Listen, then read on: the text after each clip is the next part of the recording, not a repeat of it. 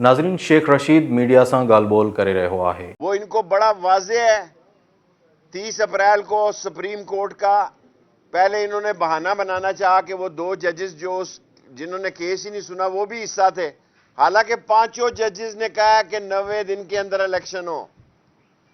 ये supreme court की इस्तलाह को भी गलत तौर पे पेश कर रहे हैं, इसलिए पेश कर रहे हैं। और इन्होंने जहां मीटिंग की है जिसमें मोहसिन नकवी भी बैठे हुए थे, आप इनसे पूछें कि भाई आप चाहते क्या हैं, आपका मसला क्या है।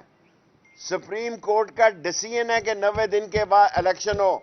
90 दिन के बाद कोई वजीर आला इस मुल्क में अहकाम देने के ना काबिल होगा, ना उसका अहकाम माना जाए, ना कोई मानेगा, क्योंकि सुप्रीम कोर्ट का डिसीजन है कि ये ट्रांसफर भी नहीं कर सकते। और 9 साल के तरक्याती मंसूबों का इफ्तिताह कर रहे हैं। ये मुंह और मसूर की दाल। पाकिस्तान को सिर्फ इलेक्शन बचा सकता है। पाकिस्तान की बचत इलेक्शन में है।